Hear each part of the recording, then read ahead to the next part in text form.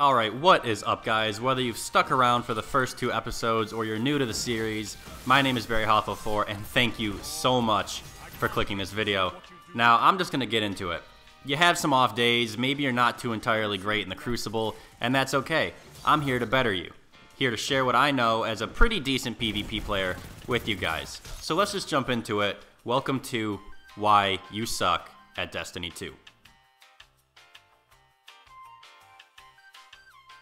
Now, for today's episode, we have a lot to cover, so we are just going to get right into it. Today, we will be talking about the 1v1. Now, the 1v1 is essentially the core of Crucible. Being able to outgun your opponent is key to winning the entire match. The better you do, the better your chances of winning. It's pretty simple. The Crucible is easy to break down. You go in, you get some kills, you get some points, and you try to reach the score limit before the opposing team. Being able to hold your own ground in Crucible is a necessity, and winning those little battles is a crucial step to winning the whole match.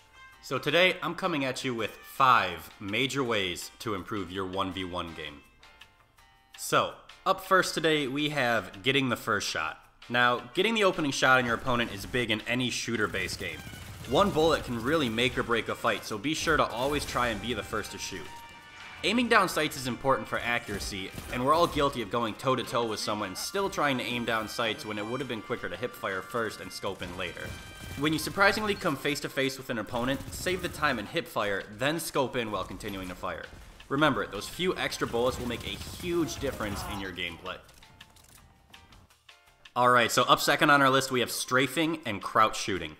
Now, when you're in a fight, you really have to make your opponent work. Confuse them when you can, and the odds will increase in your favor.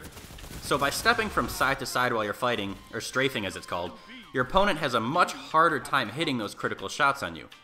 Now strafing works on a horizontal level. Much like strafing, crouch shooting takes things to a vertical level for confusion. Imagine you're hitting headshots, then the opponent you're fighting crouches while still hitting you. It'll completely throw you off and can often result in your loss. So give crouch shooting a try and you'll see your opponents missing more shots all the time. Alright, coming in at number 3, we have my personal favorite, jumping. Now, being airborne is incredibly advantageous for 1v1s. Whether it's jumping to gain a high ground feel against your enemy or it's simply to confuse them, it is an incredible tactic and it works wonders. You'd be really surprised. If you're in a fight, adding that extra level to your gunplay can really throw off or confuse an enemy. It's the best way to survive tight-packed areas. Spam jump when you're in a bad situation, and you can usually confuse your opponent enough to hit them from above with a few shots or a melee, which can generally secure your own kill. And at number 4, we have ability usage. In Destiny 2, each character got a shiny new perk alongside their melee and their grenade. Hunter's got a dodge, Warlock's got a rift, and Titan's got a shield. Now, I can't tell you how often I see people never use their abilities. A nicely timed dodge, a well-placed rift, or even a saving grace shield can cause all the difference in a 1v1. You've got to use your abilities to gain an advantage. You have them for a reason, and they recharge fairly quickly, so don't worry about using them in the right moment.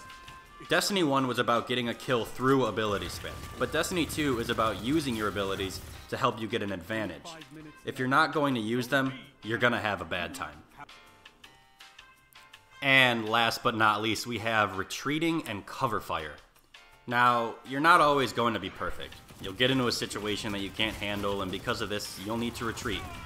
See, most people choose to fight until they die, but in the long run, you can really help your team out by swallowing your pride, healing up, repositioning, and fighting a different fight. Always have an escape route when you get yourself into a situation. If you slide into a room with a person in it and they hit you first, consider leaving before fighting. I know the urge to fight is strong, but if you can get behind a corner or cover, you can pad your chances at staying alive, you can recharge, and you can finish the fight. So that's it guys. We went over 1v1s and we went over 5 major tactics you can use to get ahead of the competition. Be smart when you're out there. Confuse your enemies and use your abilities to get an advantage, and then win the fight. If you like the video or you like what I'm doing, feel free to subscribe below or leave a like, but no, you don't always have to do that. If you'd like to see my previous video, I'm going to link to it right here. You can click there to check that out, and as always, I'm BarryHoffo4, and thank you guys for watching. I'll see you next time.